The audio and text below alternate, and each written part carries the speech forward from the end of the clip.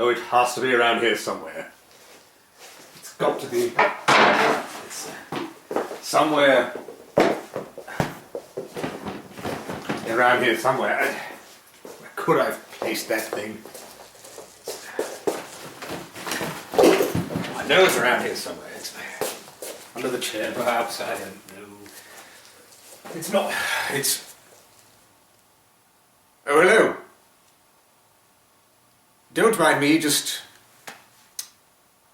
I'm looking for a corpse that's sort of vanished. Yes, had a corpse. It's gone now. Not exactly sure where I've placed it. Yes, this could be a problem. Yes, but anyway, yes, good evening, and welcome to Weird-O-Rama. I am your host, Victor von Psychotron, and all of us at Weird-O-Rama will always strive to bring you the creepy, the strange. What a peculiar sweet odor. Yeah, make a swell romaine salad. And of course the weird. Why did you ask her to spend the night here? A very special reason. Tonight we have a Bela Lugosi film for you. The Corpse Vanishes. Yes. Again, I'm looking for the corpse that I had stored here in the Weird-O-Rama studio, but it's gone, so if you find it, it might be mine. Hopefully it's not too pungent at the time you find it. This could be problematic. Yes. So, lock all of your doors and windows, turn off all of your lights, sit back, have a cup of tea, and enjoy tonight's film, The Corpse Vanishes. But first, a cartoon and an episode of Ozzie and Harriet. Yes, really.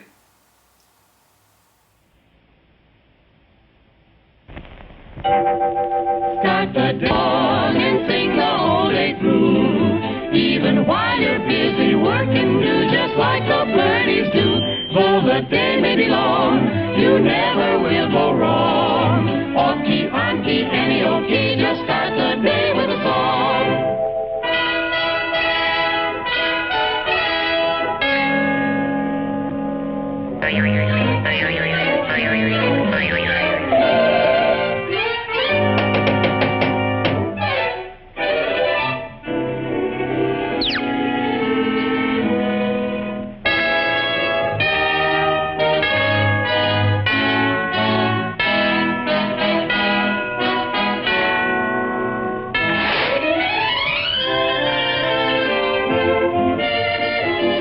Manicure, please.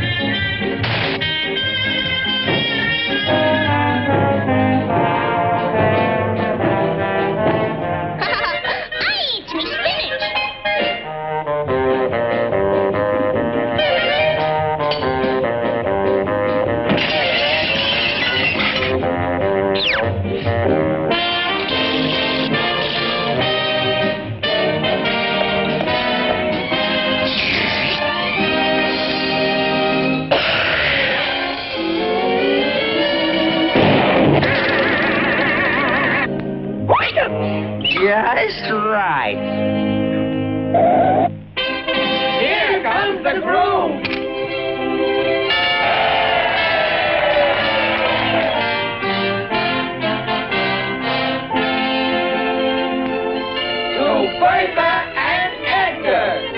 How about you folks joining in as we sing a toast to me and my gal? Just follow the beat of my heart. The bells are ringing for me and my gal. The birds are singing for me and my gal. Everybody's been going to a wedding they're going, and the weeks they've been every Tuesday and Sunday, they're congregating for me and my gal. The parson's waiting for me and my gal. And sometimes I'm gonna build a little home for two, or three, or four, or more in love land for me and my gal. What a beautiful day for a wedding in May. See the people all stand at the lovable pair. She's a vision of joy. He's the luckiest boy. In his wedding array, hear him smilingly say, the bells are ringing for me and my gal. The birds are singing for me and my gal.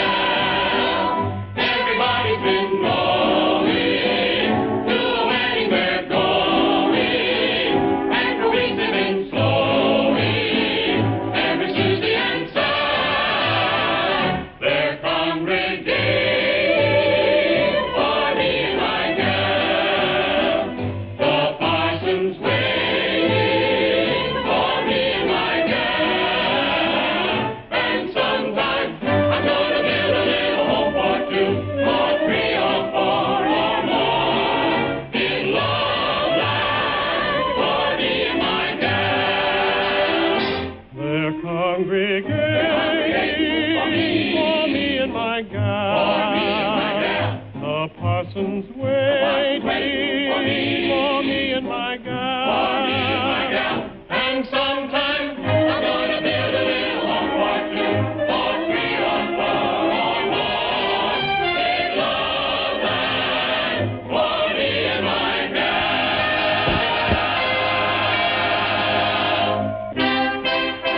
Edgar, do you take this woman? I do. Bertha, do you take this man? I do. Now kiss the bride.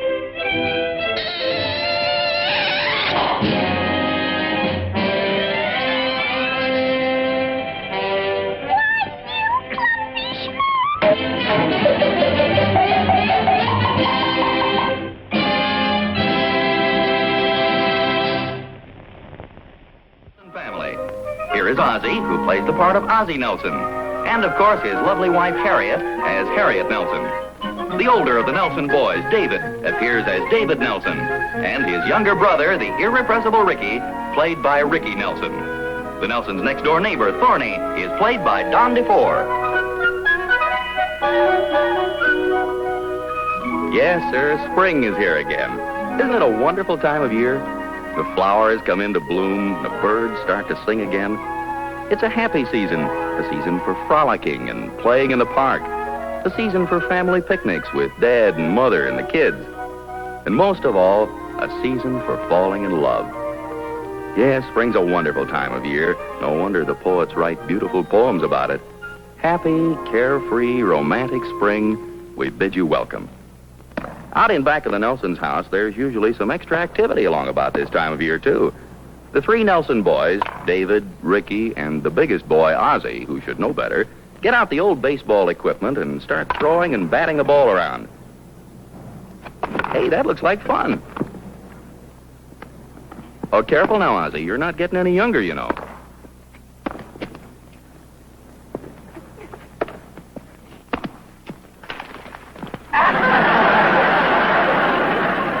know I was safe.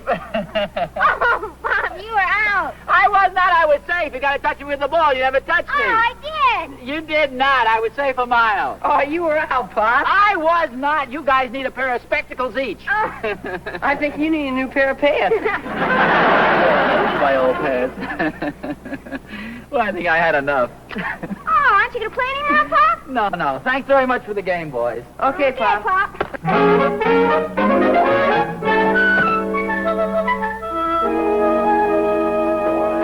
Oh, hi. Oh!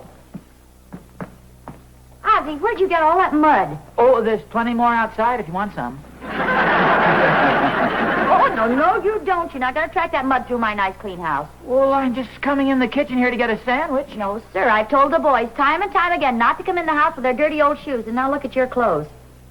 Are you subtly trying to get rid of me? That's exactly what I'm trying to do. I can see that the coming of spring doesn't affect you the same as it affects me. Oh, well, I must admit, dear, you look irresistible, but really, I have to get lunch. Now, why don't you go outside and play some more mud pies, and I'll call you when lunch is ready. That'll just about give me enough time. Time for what? Oh, wouldn't you like to know?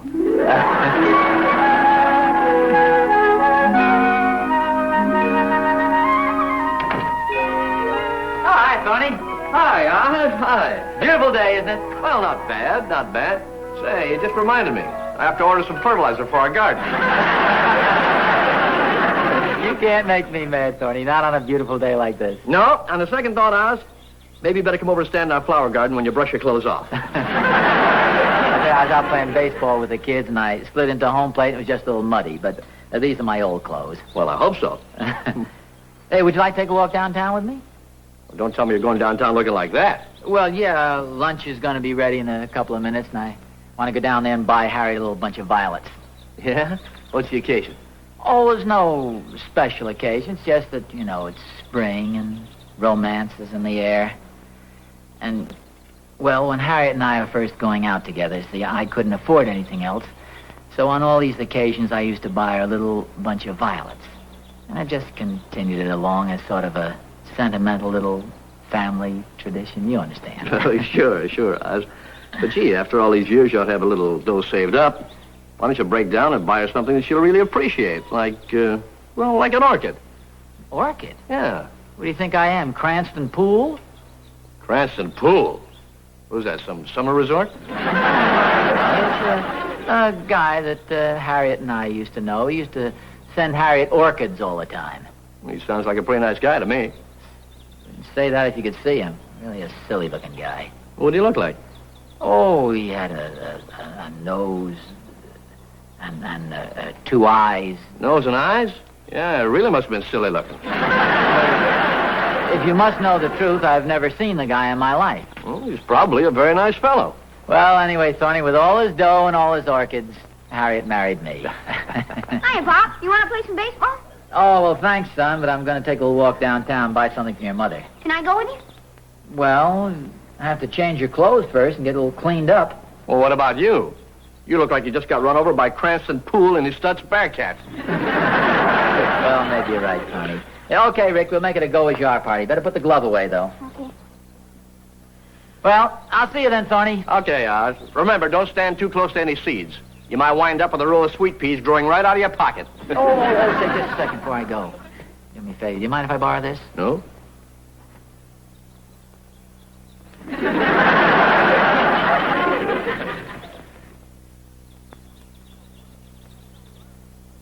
Don't look so worried. You look as if you're afraid I won't give this back to you. Well, that's just it. I'm afraid you will.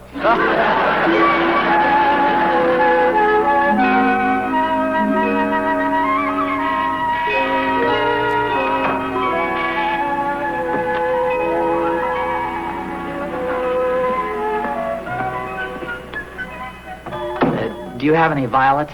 Violets? Yes. I believe we do. I'd like to buy some, please. These are all we have. I'm afraid they aren't very fresh. Oh, they're okay. You sure you wouldn't prefer something else? No. Violets would be fine. I should have kept them in the refrigerator, but we had a shipment of orchids, and there was no room. Oh, how much are they? The orchids? No. No, the violets. Oh, yes, of course. Well, they usually sell for 50 cents a bunch, but these are a little wilted, so shall we say 35 cents? 35? I hope you'll forgive my appearance. I didn't get a chance to change my clothes before I came down. Oh, don't apologize. You look fine. After all, we're both working men. Oh, well, no, I haven't exactly been working. Oh. Well, then, shall we say 20 cents for the violets? I thought you said 35. Yes, but they're really so wilted. 20 cents is about all they're worth. Well, whatever you say, I don't want you to cheat yourself. Why don't you pay me later? I have some change. Right here. Oh, here we are. Here's 10, 15, 16. The 16 cents will be enough. They're really so wilted. No, I have a couple more. Do you have a couple of pennies there, son?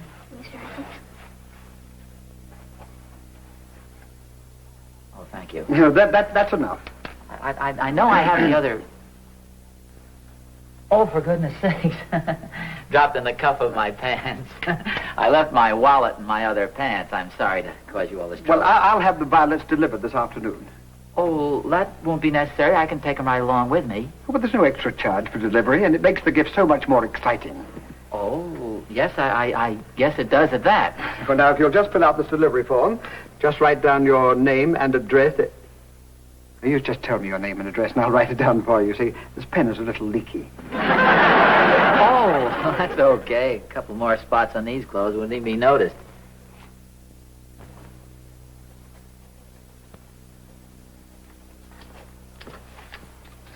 Very good. Well, I hope you won't go out of your way delivering these. Oh, not at all. Oh, well, thanks for everything. It's a pleasure. Come on along, son. And just remember, be sure to drop by whenever you feel that you can. Thanks again.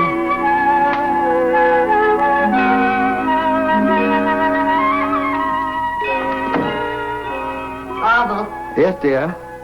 who was that? Just a customer. Didn't look like a customer to me. Did he buy anything? Yes, he bought a bunch of violets for his wife. What are you smiling about? Martha, I'm going to spread a little sunshine today. What's this? Oh, you should have seen that poor devil scraping his last few pennies together. So what? Simply this. I'm going to give them a wonderful surprise. Instead of those mangy little violets, I'm going to send them 2 beautiful orchids. You're going to hand out orchids to every bum that walks in here. He was not a bum. You look like a bum to me. Oh, I'm surprised at you, Martha. It's not going to break us just to bring a little happiness into some woman's life. Orville, come here. You've been drinking again, haven't you? You know very well that I haven't had a drink since New Year's Eve. And what's more, I'm getting very fed up with this ugly disposition of yours. The trouble with you, Martha, is you're not sensitive and romantic like I am. Romantic? Ha! How can you be romantic in a place like this? Nothing but flowers day in and day out. Flowers, flowers, flowers. Oh, shut up.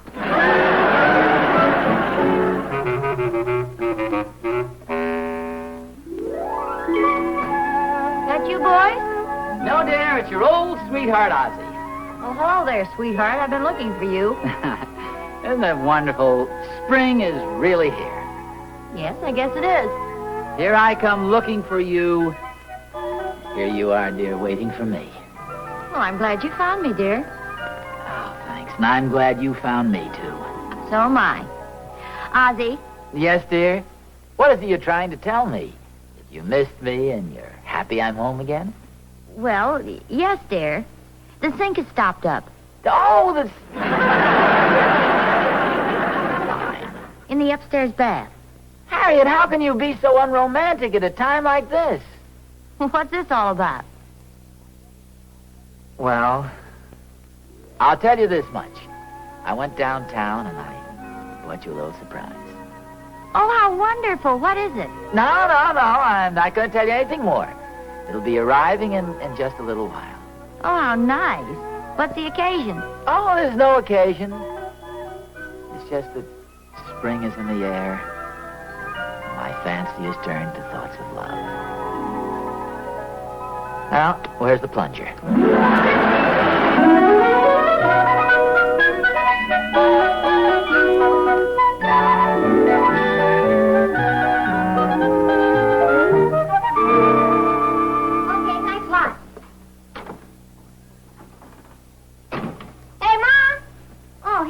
for you. For me? Oh, aren't they just gorgeous? What are they?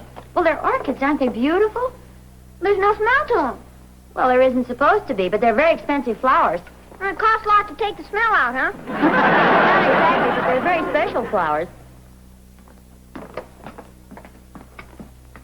You gonna put those in the refrigerator, Mom? Oh, sure, that's what you always do with orchids. Put them in the refrigerator. Can I have a cookie? Well, just one.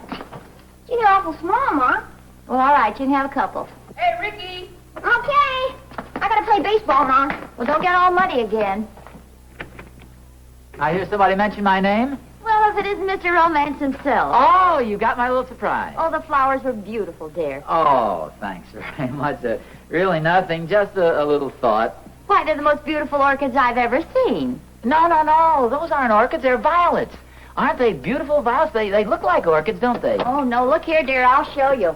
These are orchids. Aren't they lovely? Harriet, I didn't send you those. I sent you violets. Are you sure? Well, of course. I always send you violets. I never send you orchids. And for a darn good reason. Well, then who are these from? This is ridiculous. You haven't heard from Cranston Poole for years. Cranston Poole, you know, the rich guy who always used to send you orchids. Oh, yes, Cranston Poole. Well, he's got a lot of nerve. He knows darn well you've been happily married all these years, and yet he sends you these darn orchids. Well, what makes you so sure these are from Cranston Poole? Well, who else would have that much crust? Oh, well, look, dear, if it upsets you so much, I'll throw them away. Oh, never mind. That won't be necessary. Wait till my violets arrive. You'll see how nice they are. Oh, well, darling, I like anything you send me. Well, of course. You always liked violets. Cranston Poole used to send you orchids and take you driving in his expensive automobile and take you out to dinner and dancing in these expensive places. But you fluffed him right off. You wouldn't even give him time of day. I was the guy you married. Yes, you were. Why was that? Well, you were more, That's a good enough reason for me. Well, dear, I really think you're getting upset about nothing. I'm going to go get dressed. You put these in the refrigerator.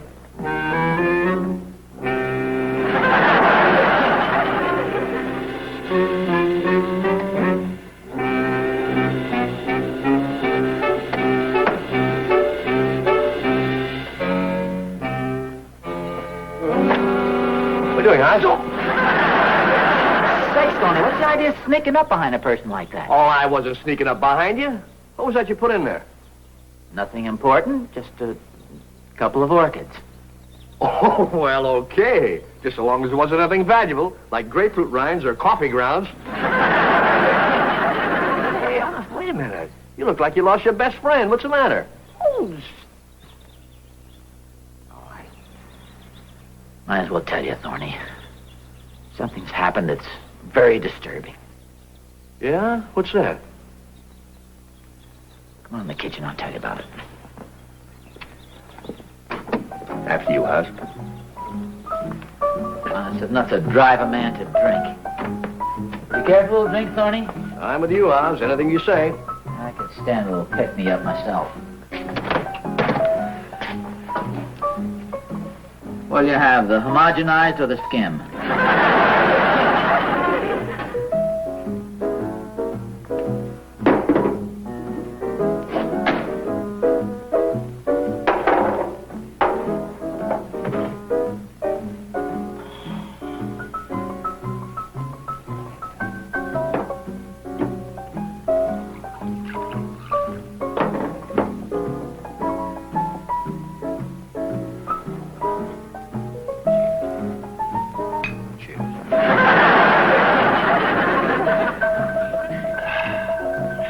Really hits the spot. Now, what's it all about, Oz? Well, remember my mentioning a guy named Cranston Poole? A guy with greasy hair, rich man's son, used to wear flashy clothes and drive around in a big car, send Harriet orchids all the time. Well, sure, Oz. What about old Cranston?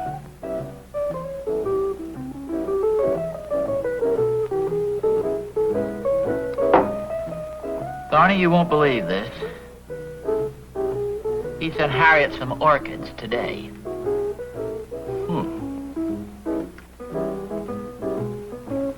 Oh, so that's why you threw them away. I didn't even know Cranston Poole was in town. Well, neither did I till the orchids arrived. He'll probably come honking around here any minute now in his big flashy convertible and his fancy clothes and his greasy hair.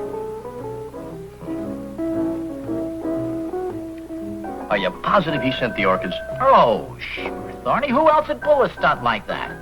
Well, maybe he didn't.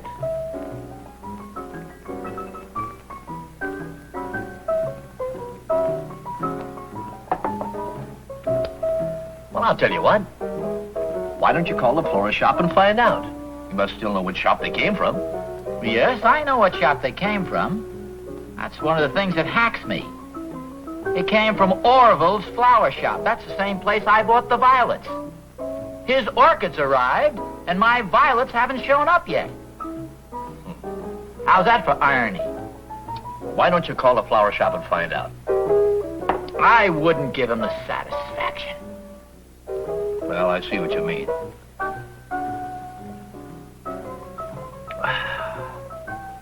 Well, Oz, you suit yourself. Guess we're running along. Sure you don't want just one more for the road? Oh, no, that's plenty. Well, cheer up, old boy. Now, look, are you sure you don't want to call the flower shop? No, Thorny, I wouldn't give him the satisfaction. Okay.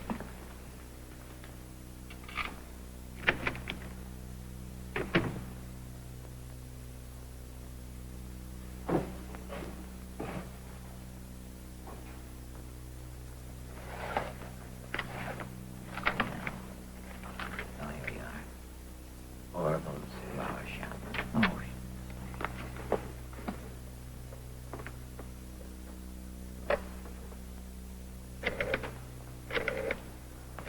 Hey, Oz. Thank you very much, operator. Goodness sakes, Thorny, can't a man even phone the operator to find out what time it is without you sneaking back in here spying on him?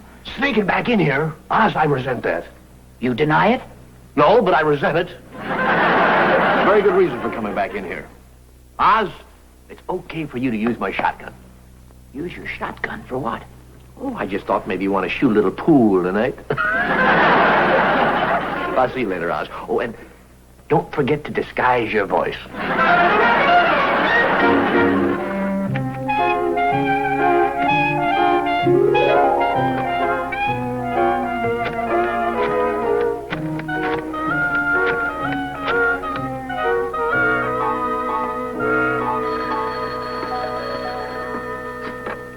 Hello.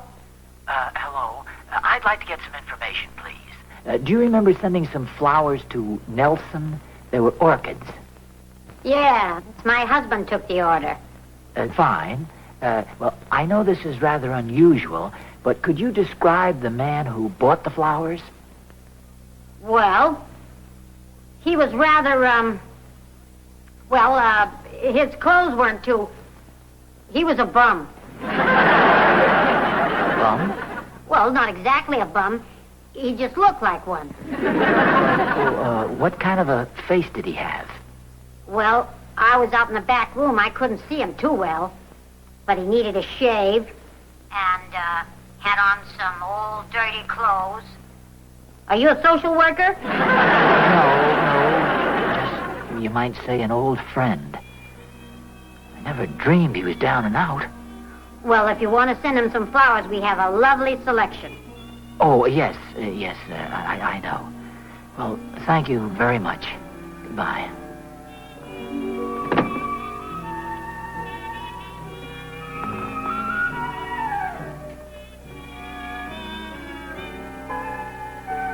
Ozzie? Harriet. Aren't you going to get dressed for dinner? Yes, sit down for a minute, would you, dear? I'm terribly concerned about something. About what? Well, about Cranston Poole. Well, what about him? Well, I've been thinking, we've just assumed all along that he's still the wealthy playboy he used to be. Has it ever occurred to you he might have suffered financial reverses, and he sent us these pitiful little orchids as a gallant gesture to friends in his hour of need? Oh, I don't think so. Well, don't ask me why, but I have a strange feeling that he needs us. If only I knew where to find him. Well, that's a beautiful thought, dear, except for one thing. Cranston Poole didn't send me the orchids. Well, who did? You? I did? Whatever gave you that idea? Well, I was naturally curious, so I phoned the florist shop and asked the woman to describe the man who sent them to me. I'm surprised you didn't think of that, dear. And you recognized me from her description? Well, naturally. Well, this is fantastic. What's fantastic about it? Naturally, I recognize my own husband. How did she describe me? Oh, she said a nice-looking young man with wavy brown hair and flashing blue eyes and a romantic smile and a carefree, disheveled, debonair look about him. Naturally, I knew it was you. Naturally. Wasn't it smart of me to phone and find out? Oh, yeah. You know something, Harriet? I just this moment realized how smart you really are. Oh, I don't mess around, boy.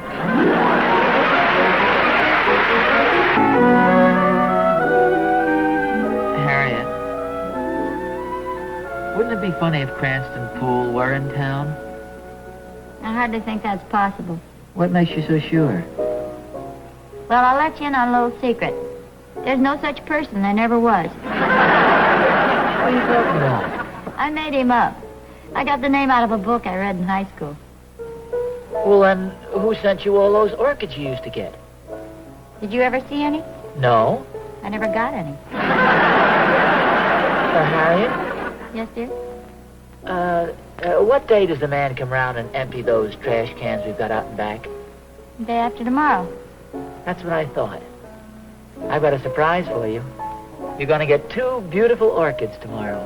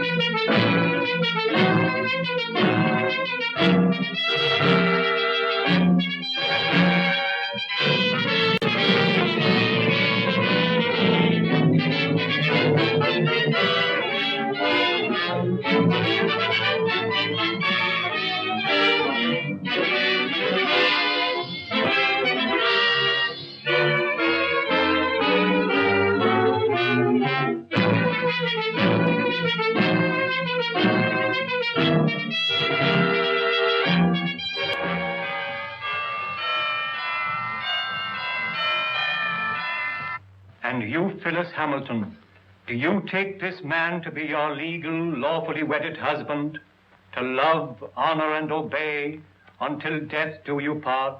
I do. She fainted, Dr. Raven.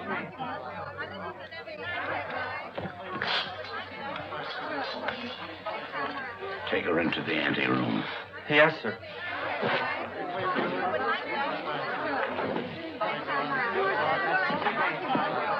Dr. Rayburn, I'm Pat Hunter from the Chronicle. Please, this is no time for interviews.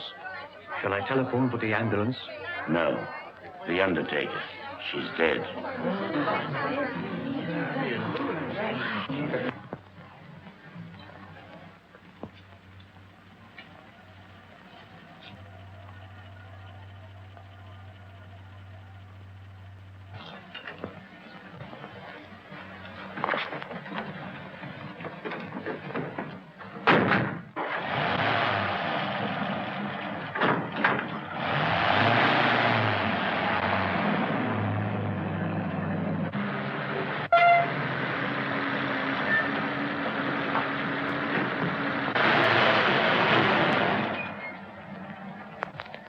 Here you are. You can go now. Is that all? Gee, thanks.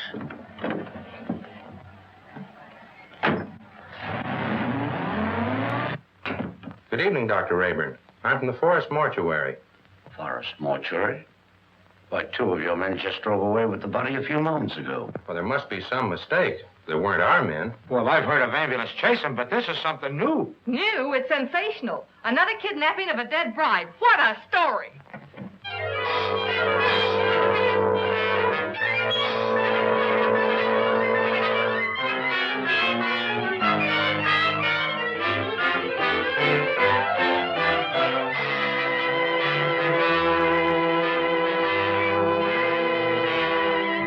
And a few minutes ago, one of the men who helped remove the body of the mysteriously dead bride was apprehended by the police.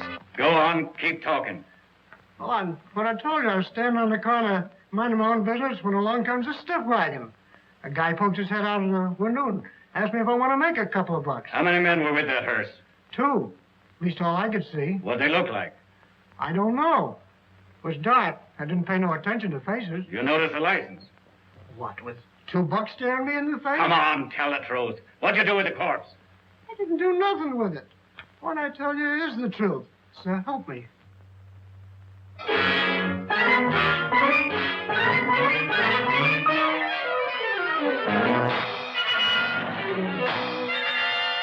As District Attorney, Mrs. Wentworth, I assure you there won't be any trouble. You can proceed with the wedding as planned. Well, we want some assurance besides words. We want protection. I'll have plenty of men guarding the chapel. And if I'm any judge of the appearance of your daughter, she looks as healthy as she is beautiful. Oh, really, Mother, I think you're making much ado about nothing. You're not worried, are you? Not in the least. Well, if we have protection, I'll feel much better about it. You'll have it all right, Mrs. Wentworth.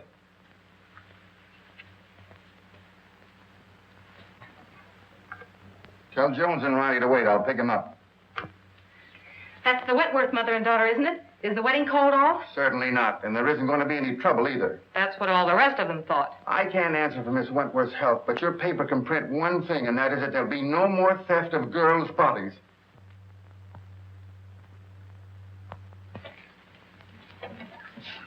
Yeah. This'll get you and Sandy into the wedding, and I want plenty of photographs. Oh, don't worry, boss. I got enough film to cover the Russian front. Oh, Mr. Keenan, you promised to take me off the society column. Oh, quit beefing. You're getting a break. This is the most exclusive wedding of the year. What if the Wentworth girl drops dead, too? You'll still tell me what she's wearing, along with the rest of the fancy pants. Get me the guest list and don't bother about anything else. I've got 3 men working with the police, and there'll be plenty more thereabouts. If the bride pulls up this time, there won't be any snatching. Now get going. What if I get a clue? Oh, I wouldn't let that bother me, sweetie pie. You wouldn't know a clue if it bit you. I'll remember those words, stooge.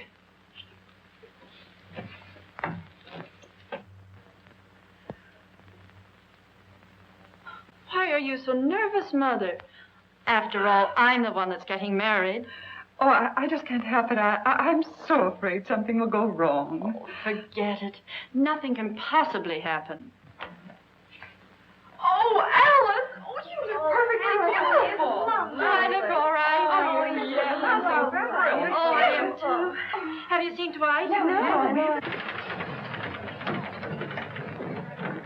Make it snappy. We're late and this wedding won't wait for us. Can I help it if we had a blowout? Serves you right. Why don't you buy some new tires for this bus? You know, I've been thinking of getting... Hey, are you kidding? Come on.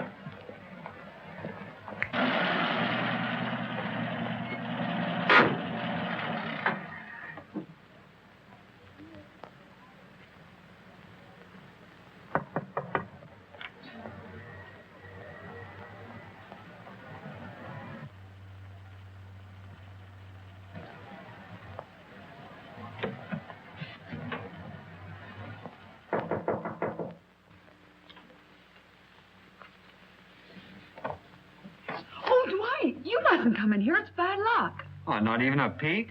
Not even one. You'll see me soon enough. You see? Girls, do you mind if I had these last few minutes alone with Alice? Oh, I know. We Come on, understand. girls. We'll go. Well, Mother, you're about to lose me. I hope not forever, dear. Oh, of course not. What are you talking about? Do you feel all right, dear? Certainly. I never felt better in my life. You should forget all that silly nonsense about those brides dropping dead.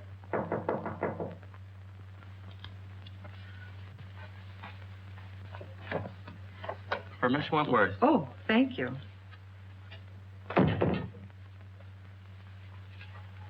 From Dwight, no doubt. Oh, wear this next to your heart, darling. All my love. What an unusual orchid. Why, I never saw one like it before. It's lovely. It's beautiful.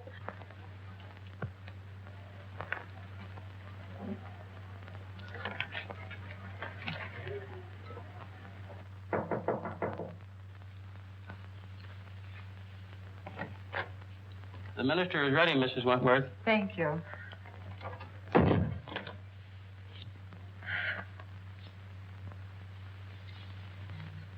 Say a little prayer, darling.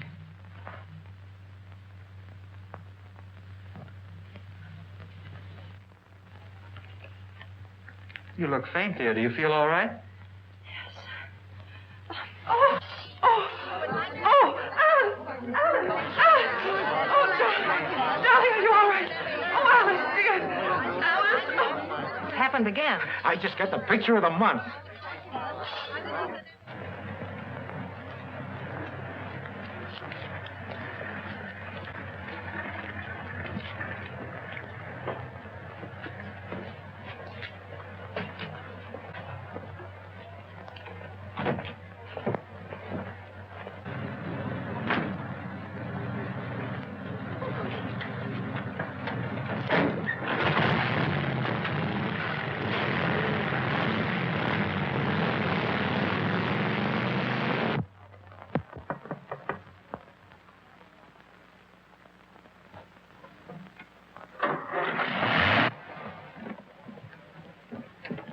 I just phoned the news to Keenan. Did you get any more pictures? Did I get pictures? I covered everything except a close-up of this pretty posy.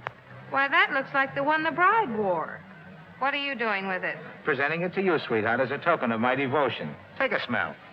Who ever heard of an orchid with a scent? Well, that one has. Maybe it's a clue. What a peculiar sweet odor. Yeah, make a swell romaine salad.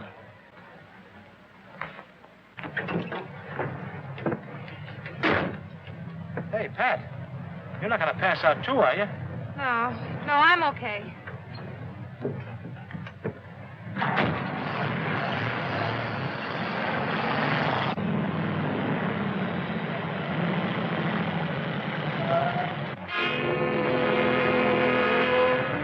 You stay right here.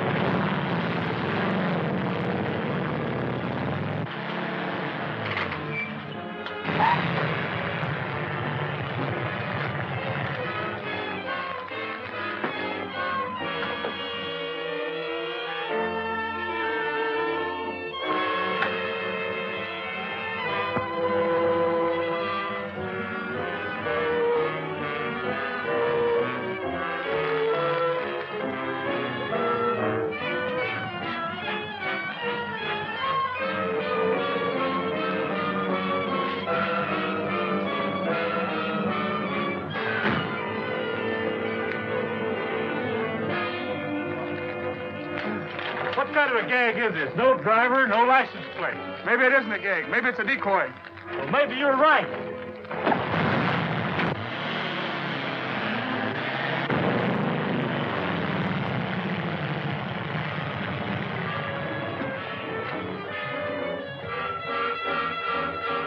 Calling all cars, calling all cars.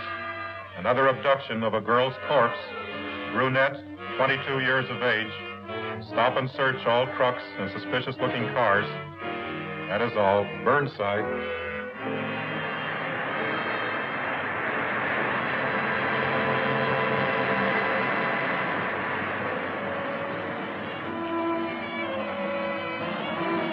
Pile out. We're taking a look inside this rig. Sure thing, officer.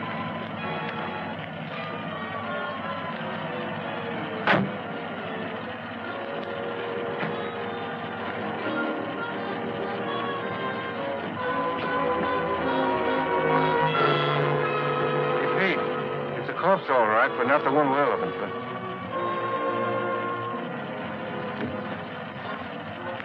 All right, go ahead.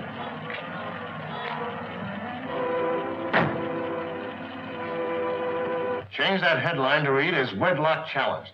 Then set up an editorial attacking the DA's office for playing marbles while some madman runs away with the bodies of dead brides. Okay, Mr. Keenan. Send me up the proofs right away. Oh, so it's you. Well, of all the rotten stories that have ever been turned into this office, yours takes the prize. No guest list, and we don't even know what the bride wore. She wore this orchid. Listen, Miss Hunter, I have a great responsibility. I'm a public servant. Parents are calling the Chronicle frantically with tears in their voice, begging for news of their daughters. I have a daughter myself who's about to be married. Maybe she'll drop dead, too. But she won't drop dead from an orchid. I didn't say that. Well, then what are you talking about? Every one of the brides that died and disappeared were wearing one of these orchids. How do you know? Well, I checked. Look at these pictures. All right, perhaps it's a coincidence. It still doesn't spell anything. Then where did the Wentworth girl get this orchid? The bridegroom didn't give it to her. Perhaps a dozen people gave it to her. Her mammy, her pappy. No, they didn't either. I checked. Besides, this orchid has a peculiar odor. That's unusual. Well, if you think it's a clue, why don't you follow it up? Is that an assignment? It's a notice that you're through if you don't bring something in. Okay, Mr. Keenan.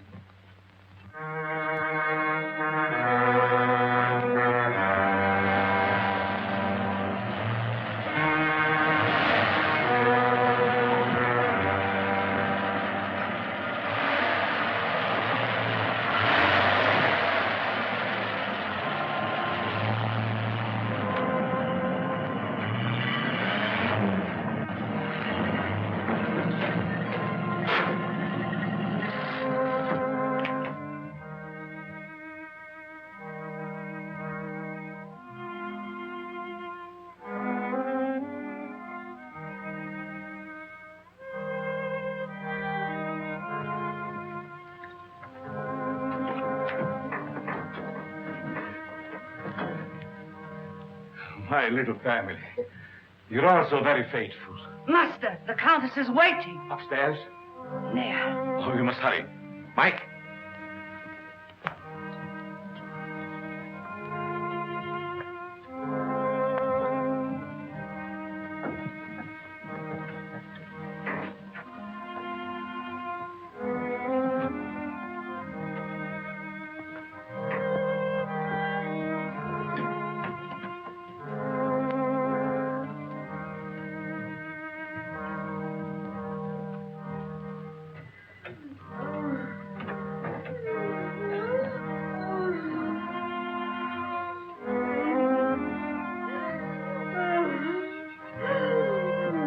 Suffering, my beloved? Terribly. You must hurry. I'm so sorry, but I was detained. Please forgive me. Forgive you. You loiter and waste time while I wait here dying. Dying. Courage. I will not let you die. Better death than agony like this. Look at me. Look at me. Calm yourself, my dear. Now, will you hurry?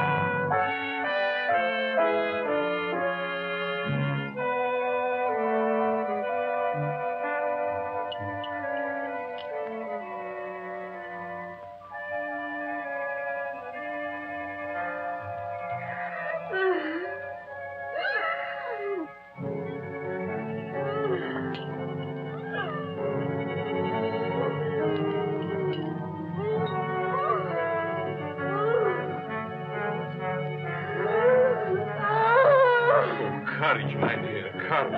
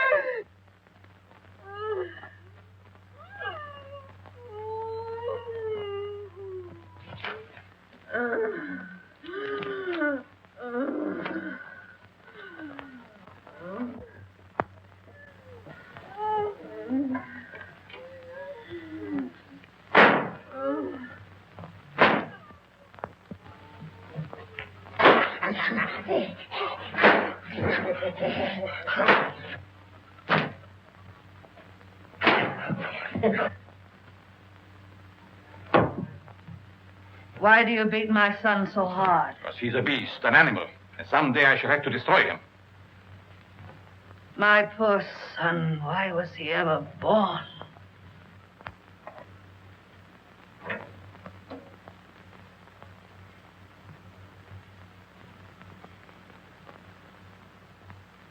Can you bear to look at me now? Of course. You're beautiful. And I shall always keep you that way.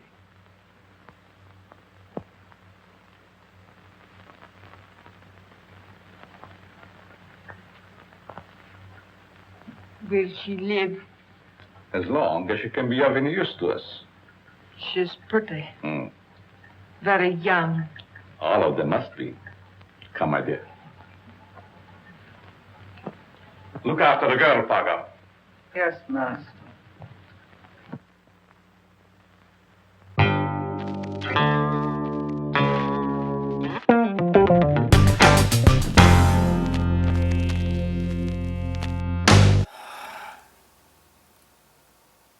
Had a full tank of petrol in the hearse.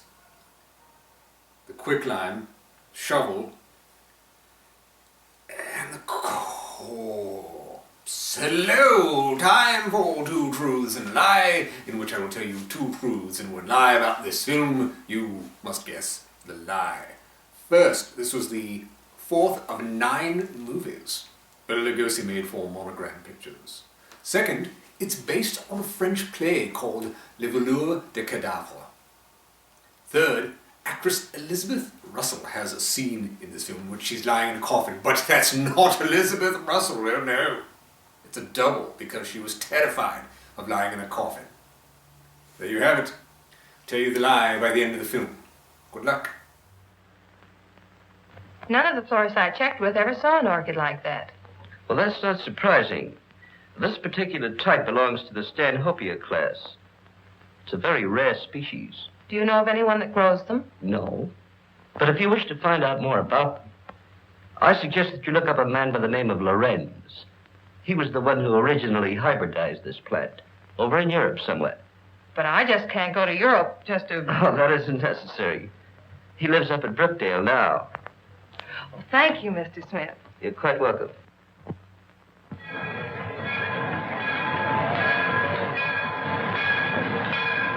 Looks like that box got a coffin in it, Jet.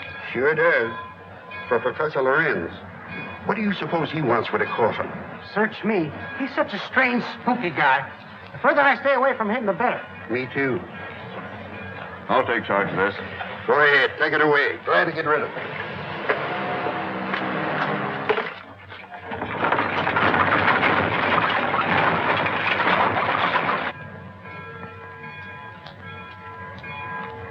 Taxi, lady? Yes. Right this way. Where to, miss? To the home of Professor Lorenz. Lorenz, I'm sorry. I can't take you there. I am out of gas. You mean you won't take me? Yes, ma'am. I'm sorry. I just... Is this the only taxi in town? Yes, ma'am, it is. Look, I've simply got to get to the Lorenz place. I'll make it worth your while. Oh, I'm sorry, lady, but that truck's going up there. You might get a ride with him. That is, if you don't mind riding with a coffin.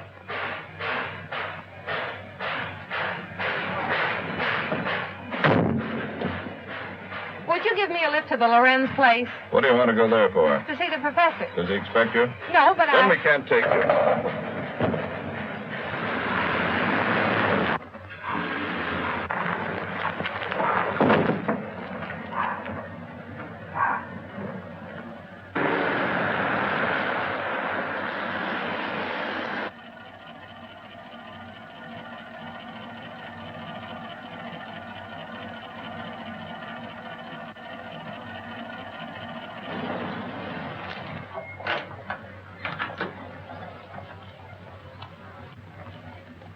Get off and stay off. Look, I've got to see Professor Lorenz. It's important. I said you couldn't ride. Hey, wait a minute. You've got my bag. Oh.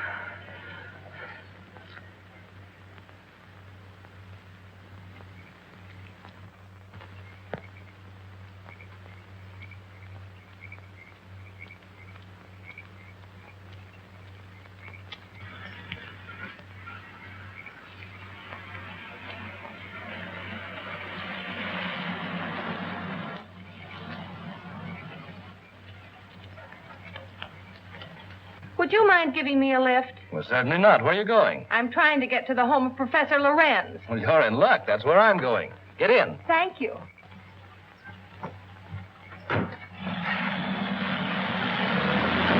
My name is Dr. Foster. I'm Patricia Hunter. Are you a friend of the Lorenz? No, I'm a reporter. I hope to interview the professor. You're his doctor, I presume? Well, not exactly. Lorenz is a doctor himself, but he has no license to practice.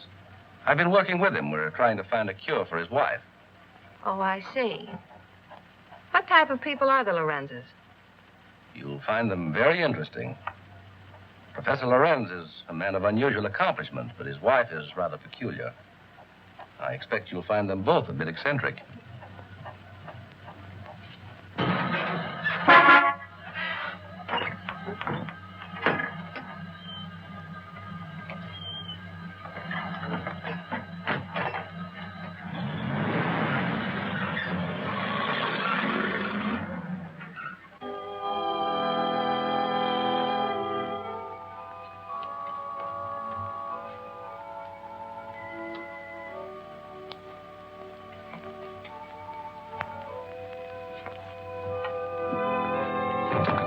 Toby, tell your master I'm here.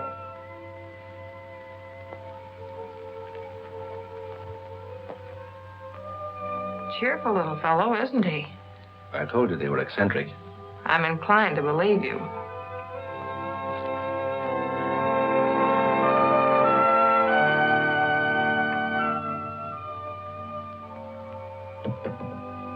Get out, you gargoyle! Get out! Good evening, Dr. Foster. Come right in. Good evening, Professor Lorenz. Countess. May I present Miss Patricia Hunter? How do you do? We have been expecting you. So you found my bag in your truck? Yes. There it is. Miss Hunter's a newspaper woman. I came here hoping you might grant me an interview. An interview? About what? No one asked you to come here. You are not welcome. Control yourself, my dear. I'm sure Miss Hunter meant no harm. Please forgive my wife. She's not well. Come, you had better retire. So that's what you call being eccentric. Well, I have another name for it. I do not like that girl. She is here for no good. We have nothing to fear.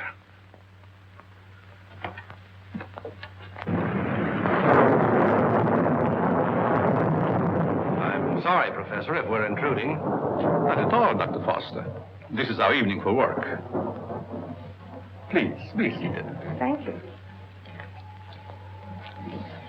What do you wish to interview me about? Orchids. Orchids? Yes, I understand that you're an authority on the subject. They were once my hobby, but I haven't grown any for several years. Which species are you interested in? A very rare one of the Stanhopea type. A horticulturist told me that you're the original hybridizer of it. Have you ever seen one? Yes, I have one in my bag. I'll show it to you.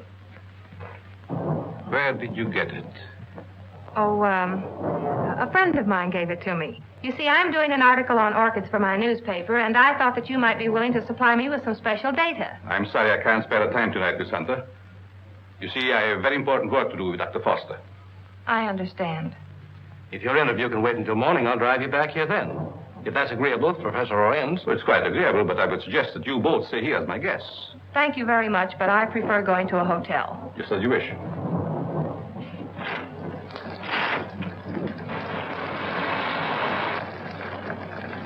I think it would be foolish to go out in such a storm.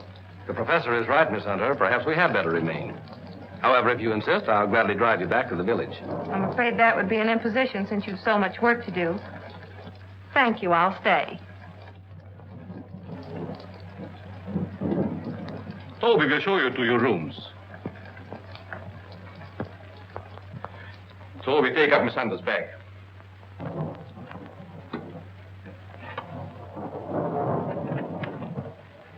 Good night. Good night. I'll meet you in the study soon. Very well.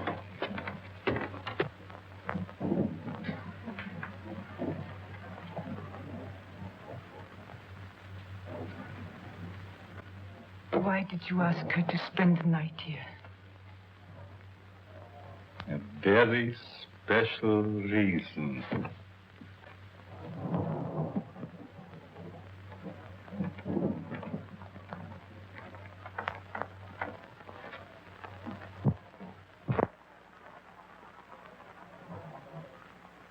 Thank you.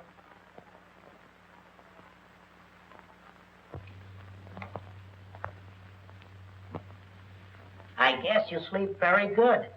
Maybe. The few times I've stayed overnight here, I slept unusually well. It must be wonderful to have nerves like that. Tell me, just how well do you know these people? Why, actually, not very well. I've only recently moved into the village. You know, a young doctor trying to establish a practice. Well, I must be keeping you from your work. Good night, Doctor. Good night.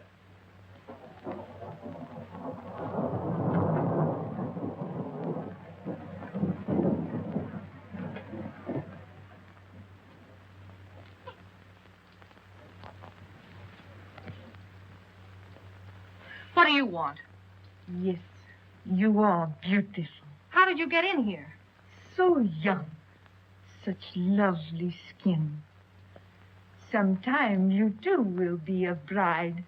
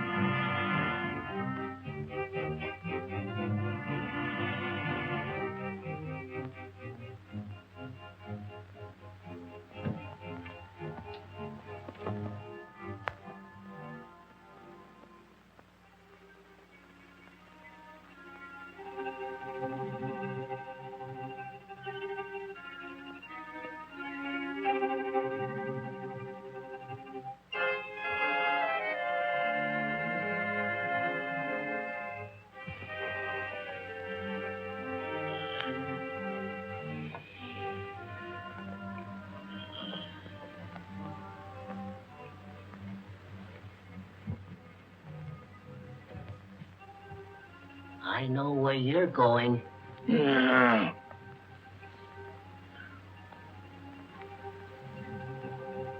Someday, the master will catch you. Then you'll be sorry.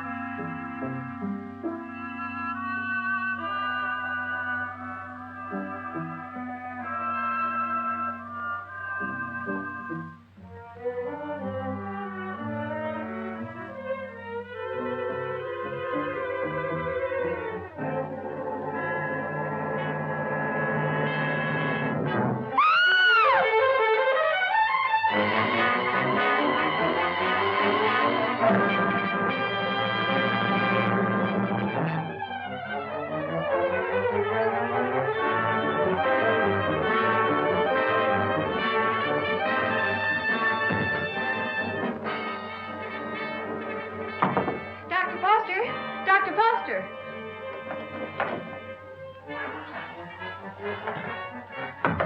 Dr. Foster! Dr. Foster!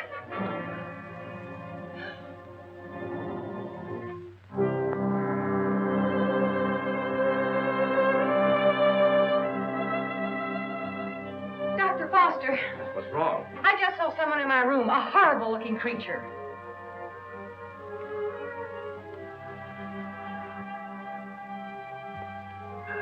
He disappeared back there.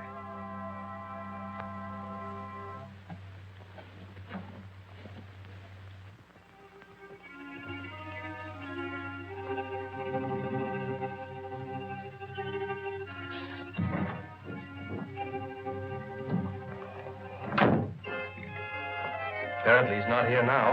Where did you see him? Leaning over my bed. Of course, you might have been dreaming. I'm positive I wasn't. Earlier in the evening, Mrs. Lorenz suddenly appeared and then disappeared. Do you suppose there's another entrance to this room? Oh, I doubt it. Why don't you try to go back to sleep? No one's going to harm you.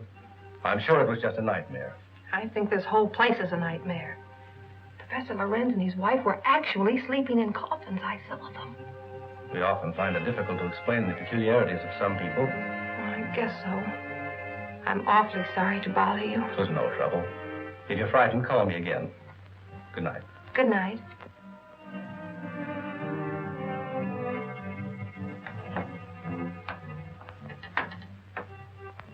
What is the trouble? The angel. He has disturbed our guests. Always the angel. He is a menace to us. Yes.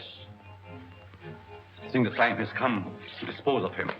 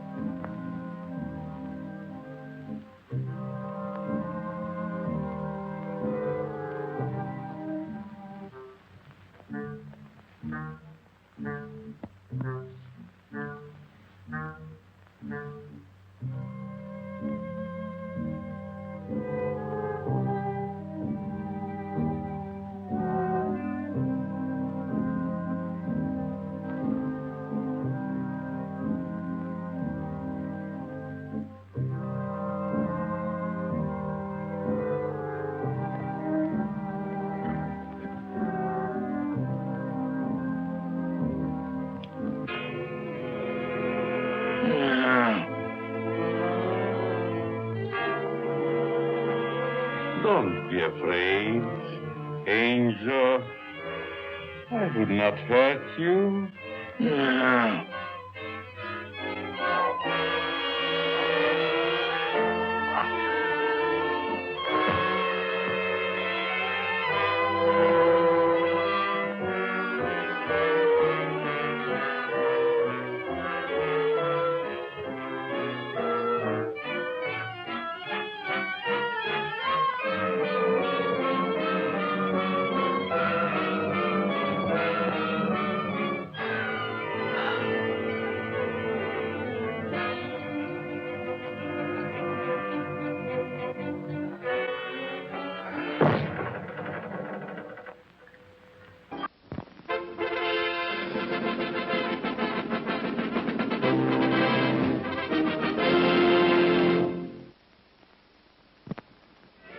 Here's a choice of food and drink to satisfy anyone and everyone. You'll find something to please you to add to your evening's enjoyment. Something to please all tastes and age groups.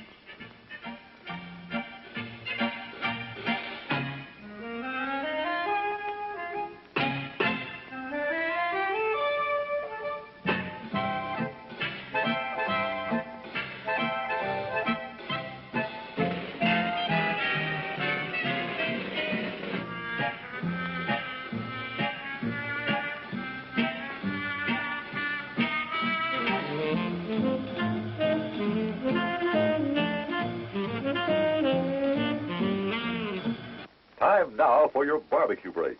Treat yourself right now to that good old Southern style just right barbecue. Steeped in taste-tingling barbecue sauce, made just right from fresh, firm, choice ingredients. The recipe handed down for generations and cooked Southern style to tender perfection.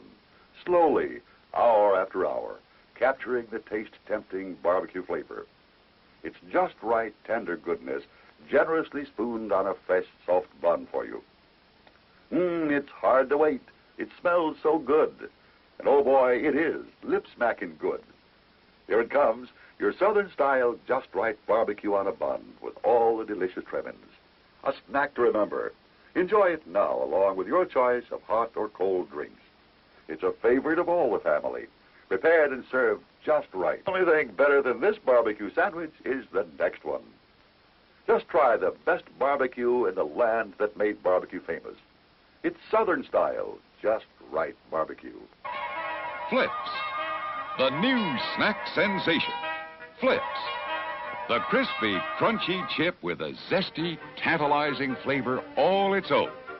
And an airy lightness that's so satisfying, but not filling. We make them fresh right here, so you can treat yourself to a cup or a bag full of America's newest chip-type snack while you're watching the show. Flips, deliciously different.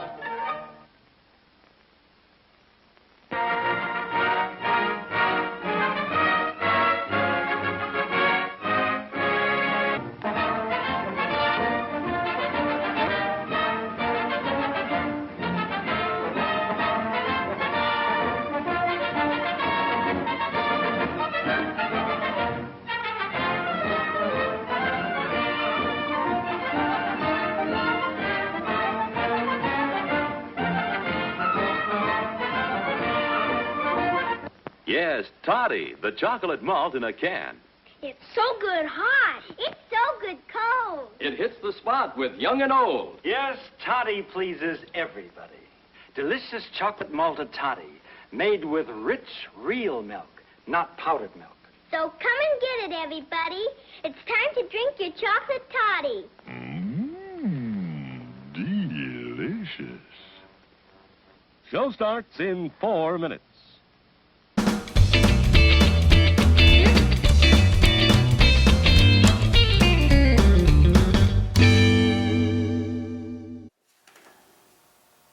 Perhaps it's in the basement with the other yellow fever victims. Perhaps. Time for some words about some of the cast and crew of tonight's film, The Corpse Vanishes. The director, Wallace Fox, was a workhorse for Monogram Pictures. He did 27 movies for them. The star, of course, is Bela Lugosi. He plays Dr. Lorenz, and he's, of Also, Horror Legend, Dracula, Igor, so many other great roles. Some of the films in which he stars that I have hosted: Vampire Over London, The Human Monster, Ghosts on the Loose, One Body Too Many. Speaking of Ghosts on the Loose, a lot of people who star in this film and some of the crew from this film worked on Ghosts on the Loose as well. Luana Walters, she plays Pat, the plucky reporter. She was in Mighty Joe Young. Her last starring role was in The She Creature, and she was in many other films as well. Tristram Coffin, a great name, plays Dr. Foster. He was in The Creature with the Atom Brain. He's best known for his television work. He did a lot of television shows, such as 26 Men and The Files of Jeffrey Jones. Elizabeth Russell, she plays Countess Lorenz. She was the unnamed Catwoman in Cat People, and she was also in Curse of the Cat People. You might have recognized her from those two films. Minerva Urikal, she plays Fega, the old crone who takes care of the Lorenz mansion. She was in Ghosts on the Loose as well. She was in The Eighth Man, also with Bela Lugosi. But she's best known for her television roles on Peter Gunn and Tugboat Annie in The Adventures of Tugboat Annie. Yes, Tugboat Annie. We also have Vince Barnett. He plays Sandy. He was in Red Planet Mars. He was in Mayberry RFD. He's known for that. Dr. Goldfoot in The Bikini Machine. He's also known as a sort of an insult comic of his day, and prankster of his day. He was a vaudevillian. Many directors and actors would hire him to play practical jokes on the crew, the cast, friends of theirs. He would come in pretending to be some agent or a voice coach or something like that. He once almost got punched out by Clark Gable for pulling pranks on him. He was well known for this. He was compared to Groucho Marx and how he could just snap out an insult in the blink of an eye and put you down.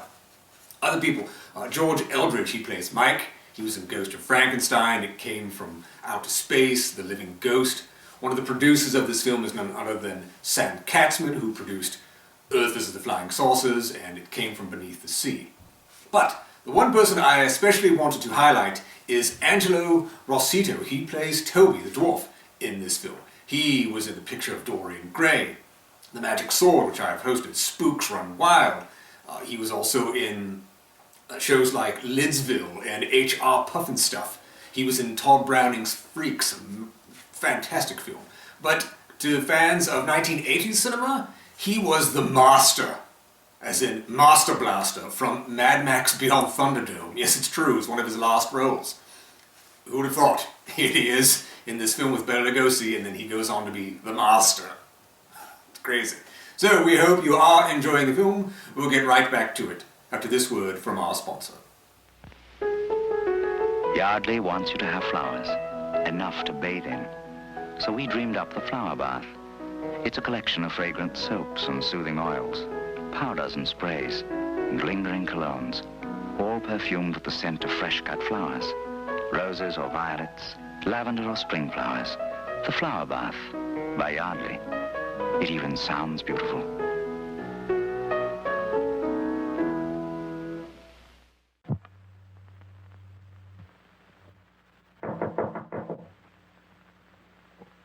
Yes? Good morning, Miss Hunter. Oh, good morning. Just a minute, Dr. Foster. I want to see you.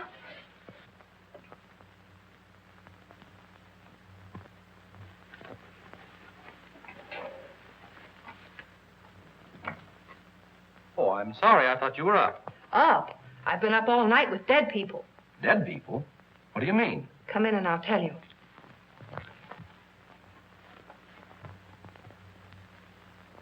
What kind of a place is this?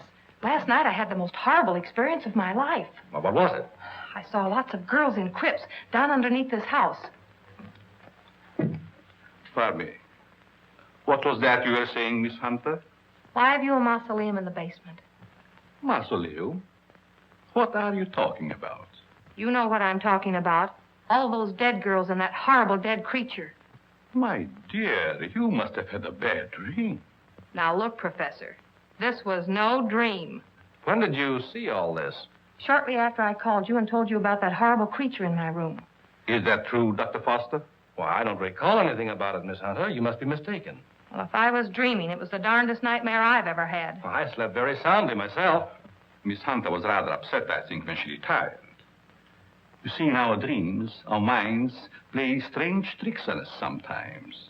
Yes, I suppose so. Oh, Professor, that orchid I brought up here to show you's gone. I couldn't find it in my bag. That's too bad. Perhaps you forgot to pack it. Will you be down soon? Yes, right away. Are you coming, Doctor? Of course.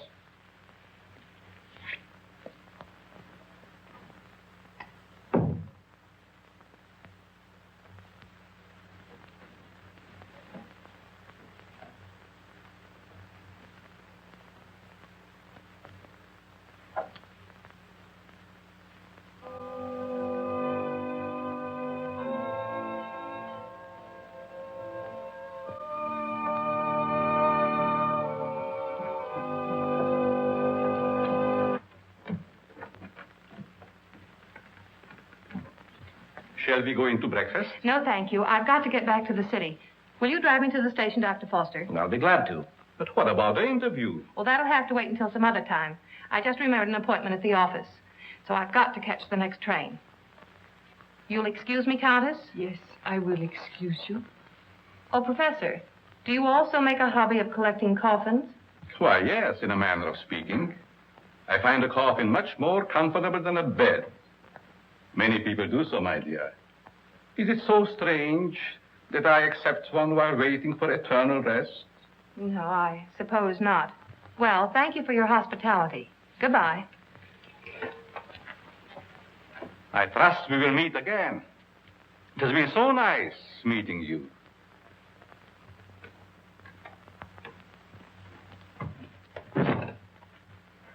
Don't tell me I'm still dreaming. What do you mean? That gravedigger. He's real, isn't he? Oh, he's real, all right. But I hardly think he's a gravedigger. More likely laying the foundation for a house. You're a trusting soul, aren't you, Doctor? Is that a crime? No, on the contrary. I envy you. Are you trying to make me believe you're one of those hard-boiled reporters that we read about or see in the movies? No, but working on a newspaper, one becomes cynical and suspicious.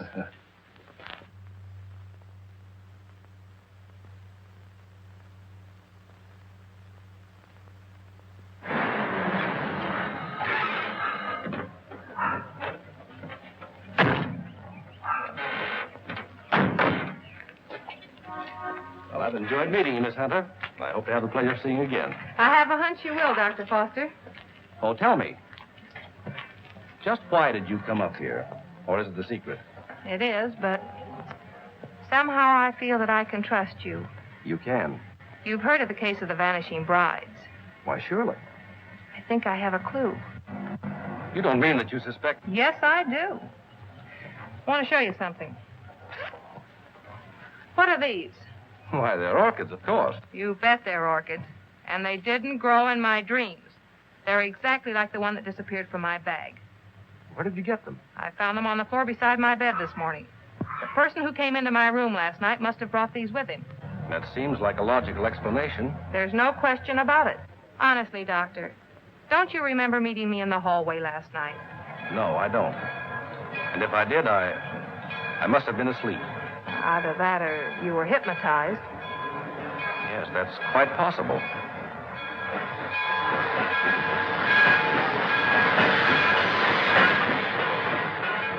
Well, watch your step. And if you discover anything, phone me. That's a promise. Goodbye. Not goodbye. Au revoir. Why are you so nervous, Mother? After all, I'm the one that's getting married. Oh, I just can't help it. I'm so afraid something will go wrong. Oh, forget it. Nothing can possibly happen. Of course not.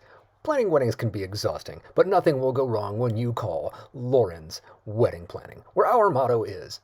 But I assure you there won't be any trouble. You can proceed with the wedding as planned. There won't be any trouble because we watch over every detail of your wedding and help you squeeze every last dollar of your wedding budget. We provide photography, music, flowers, and even transportation. So don't wait. For your special day needs, call Lauren's Wedding Planning today. All right, print the story on page 1. Keep your fingers crossed that this paper isn't sued for libel by some of these phony suspects that the police are bringing in. Well, I get me a rep out of the guy they just brought in. I don't want photographs. I want real clues.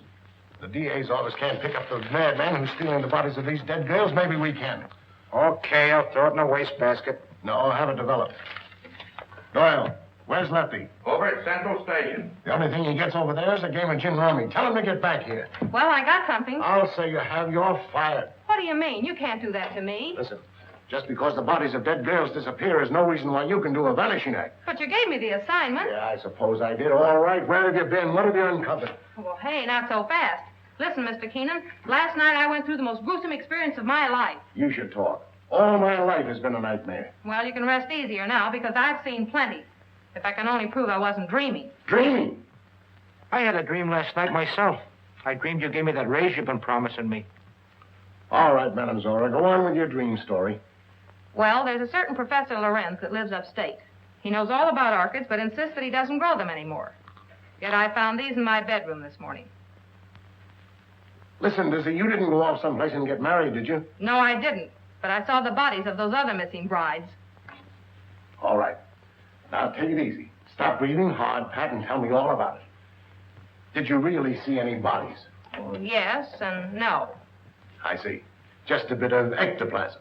Well, I'm sure I did, though, only... Oh, I can't explain it.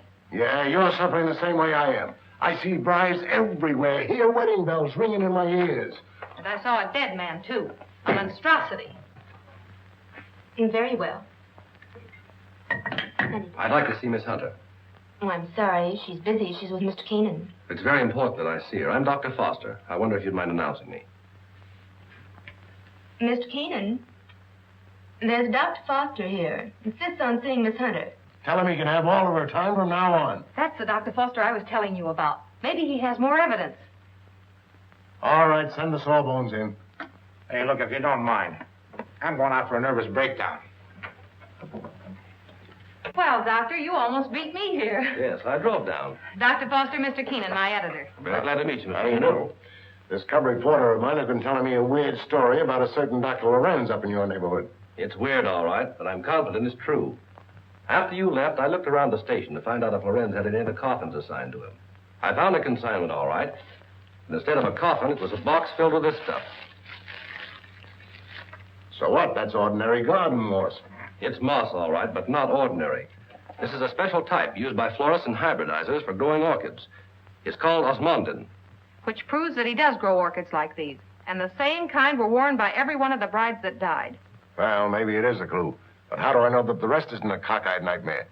She admits that you don't remember talking to her. I could have talked to her while in a somnambulistic state, under the influence of hypnotism. Oh, now, wait a minute. Are you trying to tell me that this Professor Lorenz is a hypnotist as well as a horticulturist? Why not?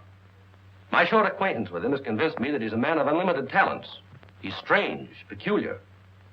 I've even suspected him of being insane. But the fact remains he's not only a doctor, but a physicist and a scientist of great ability.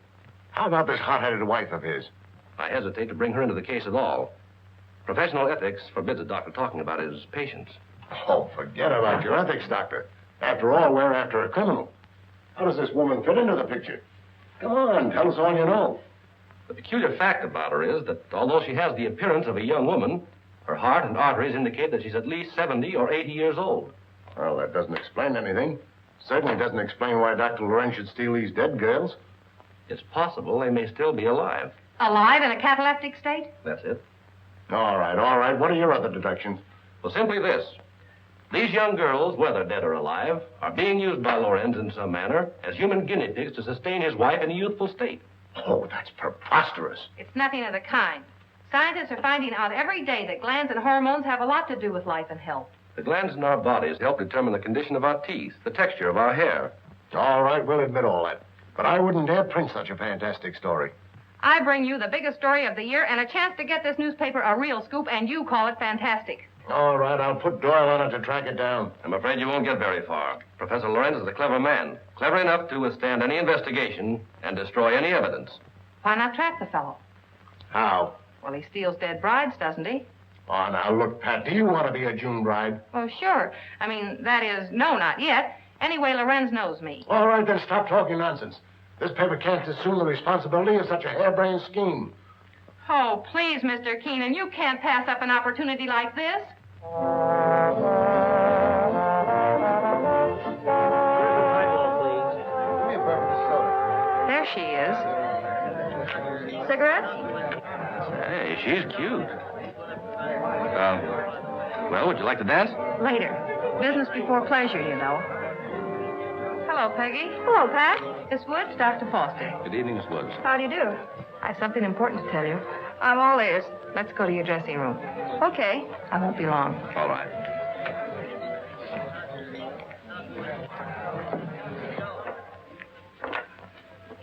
Peggy, I've landed a good part for you. A chance to prove your talent. Really? What is it, a picture or a play? Neither one. My paper's going to stage a phony wedding, and we want you to be the perfect June bride. Now, wait just a With minute. bridesmaids and flowers and all the trimmings. What is it, a circulation stunt? No. You've heard of the case of the vanishing brides. Sure. Well, this is a plan we have to trap the person who's been stealing their bodies. Are you kidding? Certainly not. The job will pay you plenty. How will I collect if I'm dead? You won't be dead. All you have to be careful of is not to smell any flowers. All I do is lie 6 feet underground and push them up. Next, count me out. Listen, Peggy, I'm offering you a chance to get your picture on the front page of every newspaper in this country. Overnight, you'll be famous. Broadway producers and Hollywood studios will be offering you contracts. Why, it's the chance you've been waiting for.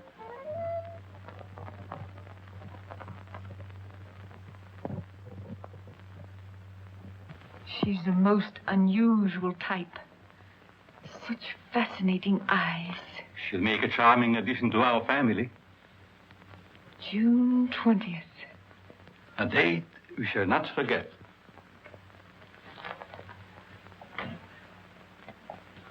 Father, what are you doing in this part of the house? Master, I keep hearing my son's voice calling for me. Your son is better off where he is. Go back to your work. Master, you shouldn't have done it. He didn't deserve to die. Do what I say and don't come up here again. Yes, master.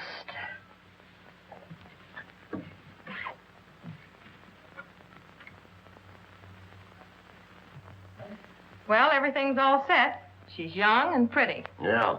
What assurance have we that this Lorenz guy will show up to make the snatch? And what happens if he does kidnap this fake bride? Well, the private chapel and neighborhood will be covered with guards, and, well, Lorenz hasn't a chance to escape. Providing he shows up. And if he doesn't, I'm the sucker and out $500. And if he does, you have an exclusive story with big, juicy headlines. I hope you're right.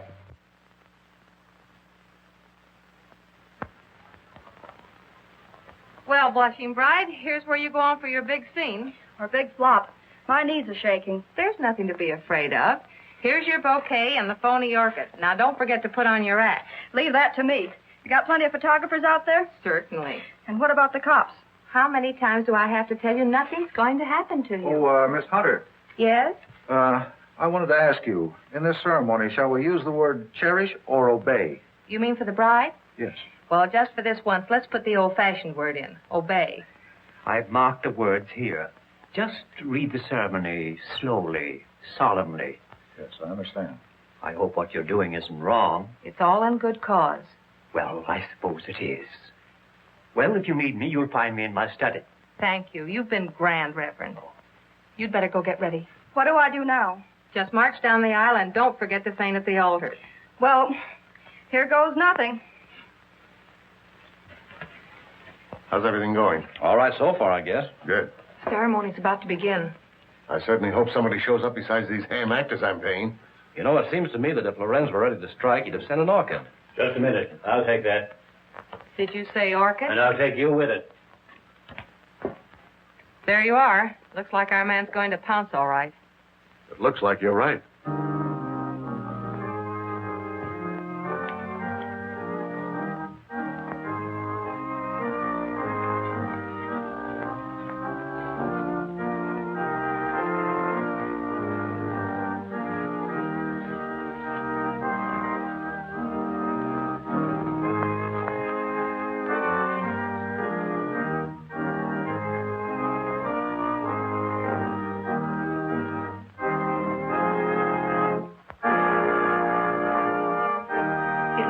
Like a real wedding, doesn't it? Yes. Too bad it isn't. Ours. Is that a proposal, Dr. Foster? It certainly is. The minister would like to speak to you in his study, Miss Hunter. But, Oh, you mean the real minister? Yes, ma'am. Thank you. I'll be right back.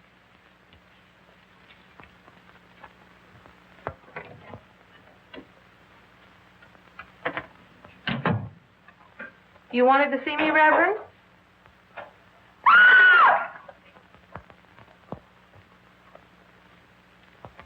Where's Pat? The minister sent for her.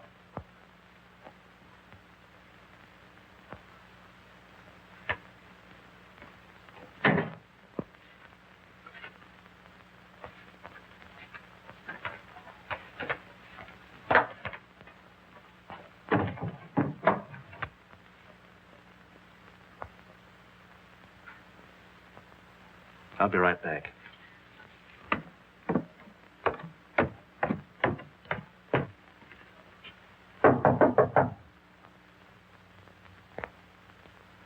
Oh, Pap!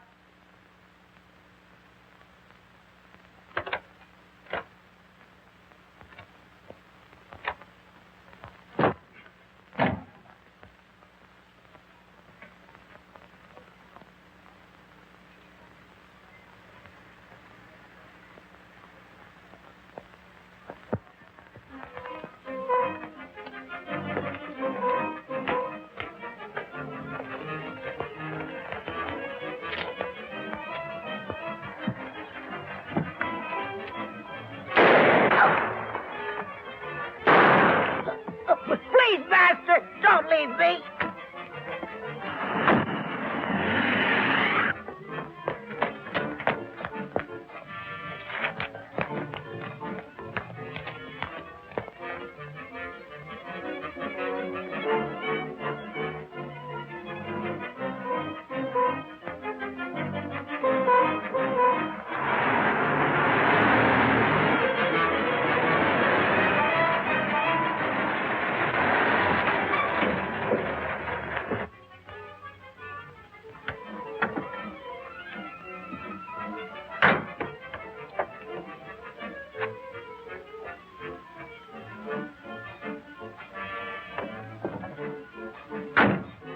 Toby, my son. Where is Toby, Master? Toby's gone. Alice, You shouldn't have left. stop whimpering. How's the Countess? Waiting as usual. Hurry up, let's go.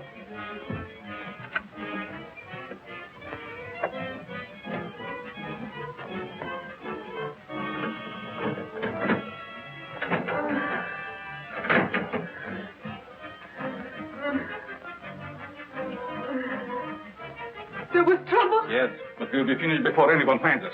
but the bride. What will we do without them? We have to leave him here. Which means I will perish. We didn't hope that I find other girls. In the meantime, we take this one with us. What are you waiting for? Well, my dear, again we meet, only under different circumstances. I would have preferred that you would be a bride, but it really doesn't matter. You will serve our purpose just as well. Now both of my sons are gone. You betrayed me, Master. I heard enough. There's work to do.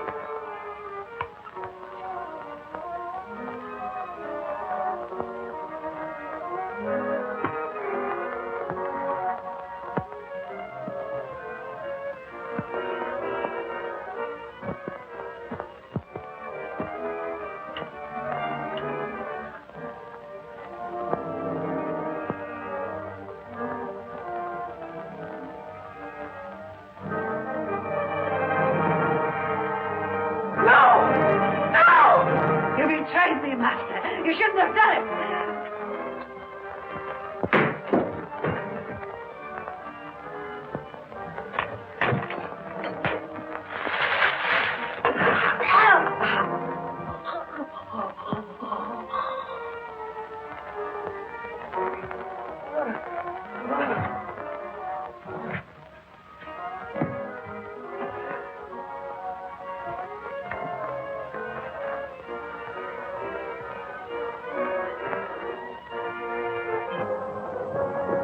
You stay here and cover that room. Your hand is unsteady. Can't see.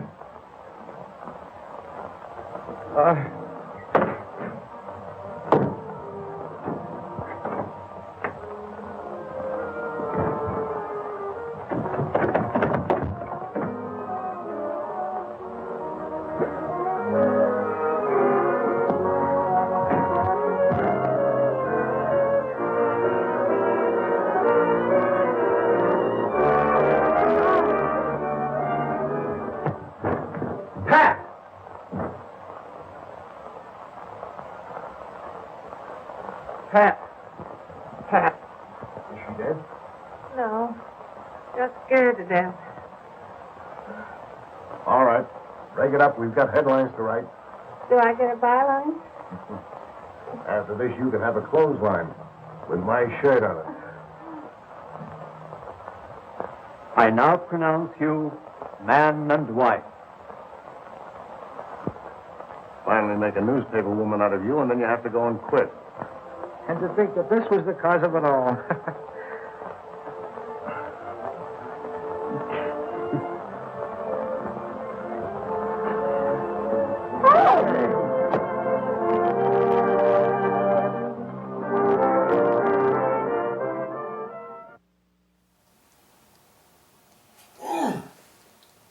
Of course it's in the composter. That's right. Yes, the garden's going to be great this spring.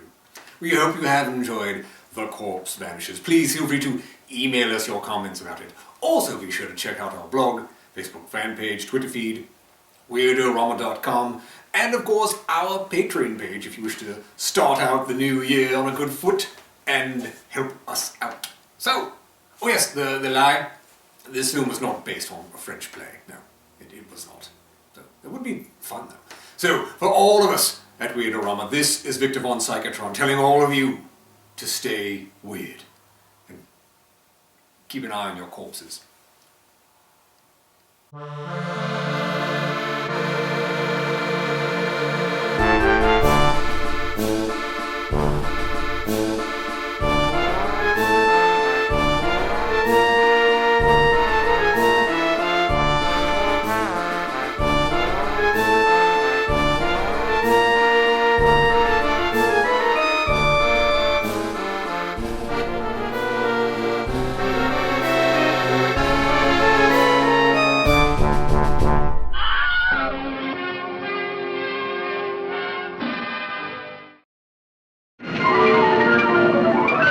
Once upon a night, two wisps of smoke were out on a lark. A witch and her father. Goodbye, Father. Goodbye, Jennifer. Be a bad girl. Her first night was a calamity, but she was rescued by a very handsome man. Oh, I'm cold. Cold in this furnace? But I have no clothes. No clothes. Now, this little witch was no ordinary witch. Oh, no. She was beautiful and did the strangest things. But she had a terrible time making the right man fall in love with her.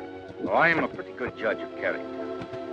And I don't think you're really a bad girl. I guess this will take longer than I planned. It's getting late. But I want you to know what I am. All right, what are you? I'm a witch. Why do you look at me that way? Oh, my dress. Do you like it? I don't know. It's such a shock to see you dressed.